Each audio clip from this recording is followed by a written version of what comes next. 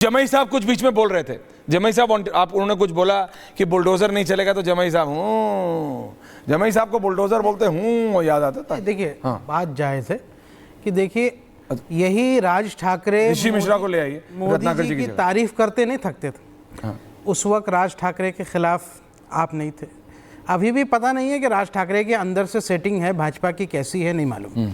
लेकिन सवाल ये उठता है कि अगर ये मराठी मानुस का विवाद करने वाले या फिर पहचान देख करके वायलेंस करने वाले लोग अगर मुसलमान होते तो अब तक उनके ऊपर एनएसए लग चुका होता, बुलडोज़र चल चुका होता। भारतीय जनता पार्टी की सरकार है, वहाँ पे डबल ट्रिपल इंजन की सरकार है, अब क्यों नहीं बुलडोज़र चल रहा है? जो लोग स्टेट का माहौल हर्षवर्धन जी, अब क्यों नहीं उनके खिलाफ एक्शन? हर्षवर्धन जी, क्योंकि वो मुसलमान नहीं है इसलिए। हर्षवर्धन जी, हाँ देखिए ऐश्वर्य, ये हिपोक्रेसी है भारतीय जनता। शोएब जमेई शुरुआत उन्होंने कहां से की? उन्होंने कहा कि इसमें हिंदू मुसलमान कहां से आ गया, और इस पूरे डिबेट को पूछता है भारत, जितने लोग देख रहे होंगे, शोएब जामई ने हिंदू मुसलमान छोड़ कुछ किया ही नहीं। ये वो विभाजक मानसिकता है।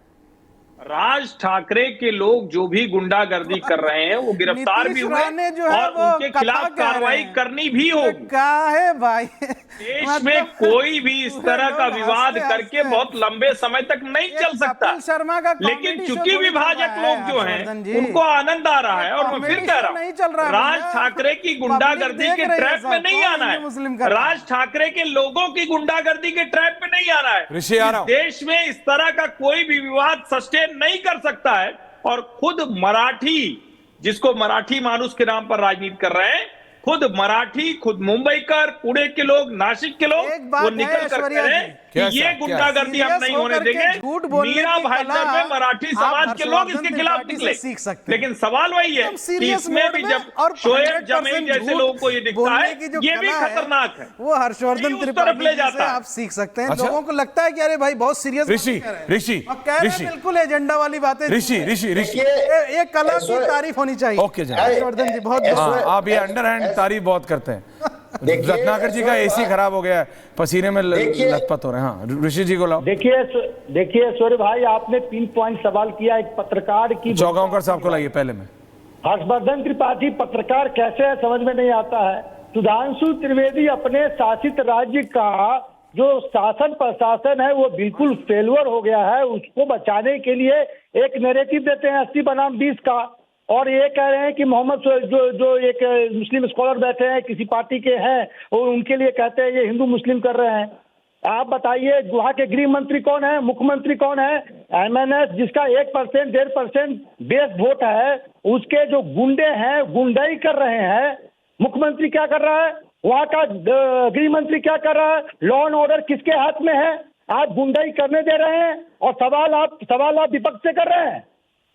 देवेंद्र फडणवीस की यह जिम्मेदारी है कि यदि वहां के रहने वाले लोगों के साथ मारपीट होती है तो ऐसे गुंडों को जेल भेजने की जिम्मेदारी किसकी होती है? गृह मंत्री की होती है। उस पर हर्षवर्धन त्रिपाठी ने पूरे कार्यक्रम में एक बार सवाल नहीं किया, और कहते हैं, नाम लिखते हैं कि मैं पत्रकार हूँ।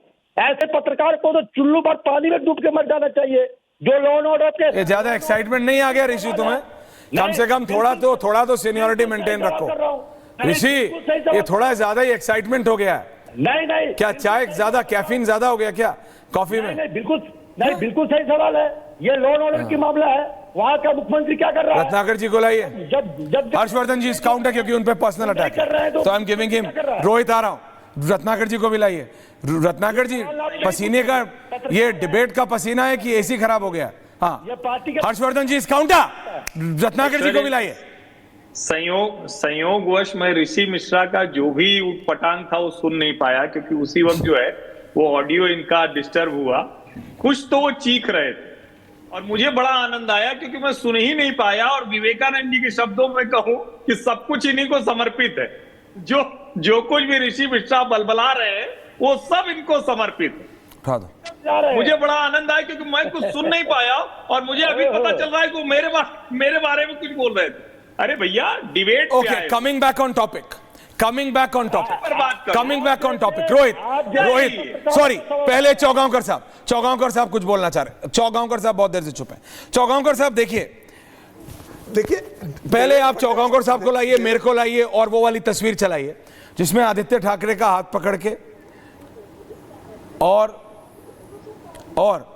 राज ठाकरे के सुपुत्र का हाथ पकड़ के सुप्रिया सुले ला रही। सी दी अनकंफर्टेबिलिटी चौगांवकर साहब, ये खड़े नहीं हो पा रहे हैं एक साथ। ये क्या अलायंस करेंगे? ये एक साथ खड़े नहीं हो पा रहे हैं। ये अलायंस ऑफ डेस्परेशन है। ये सिर्फ इसलिए है कि वो देवेंद्र फडणवीस, अजीत पवार और एकनाथ शिंदे वहां पे सुपड़ा साफ कर रहे हैं। लेकिन इसमें उन गरीब लोगों का क्या दोष है जो अपनी रोजगार, जो अपनी कमाई कर रहे हैं, जो वहां पे ऑटो चला रहे हैं, टैक्सी चला रहे हैं, फेरी लगा रहे हैं, काम कर रहे हैं, सिर्फ भाषा के नाम पे, हिंदी बोलने की वजह से। मैं नहीं कहता कि हिंदी बड़ी बहन है, लेकिन हिंदी कोई दत्तक पुत्र थोड़ी है कि आप हिंदी बोलने पे मारेंगे।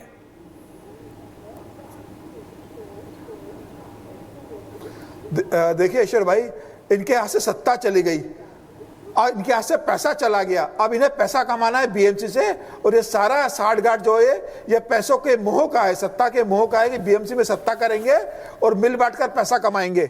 यह गठबंधन सिर्फ सत्ता के लिए, बीएमसी से पैसा कमाने के लिए उद्धव ठाकरे, राज ठाकरे ने किया है। और देवेंद्र फडणवीस ने आज शाम को बयान दिया है कि कोई भी अगर कानून हाथ में लेगा और सड़क पर उपद्रव करेगा तो उसके खिलाफ कार्रवाई की जाएगी।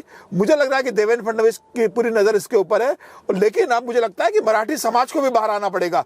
जिस तरीके से कुछ मुट्ठी भर लोग मराठी समाज को और महाराष्ट्र को बदनाम का काम कर रहे हैं, सरकार से ज्यादा समाज की ड्यूटी है कि समाज के मराठी के लोग इकट्ठे होकर सड़क पर निकले और ये बताएं कि राज ठाकरे और उद्धव ठाकरे की गुंडागर्दी के साथ महाराष्ट्र का मराठी नहीं है, ये मुट्ठी भर लोग है, असामाजिक तत्व है जो पूरे महाराष्ट्र को हाईजैक करना चाहते हैं, महाराष्ट्र को पूरे देश में बदनाम करना चाहते हैं।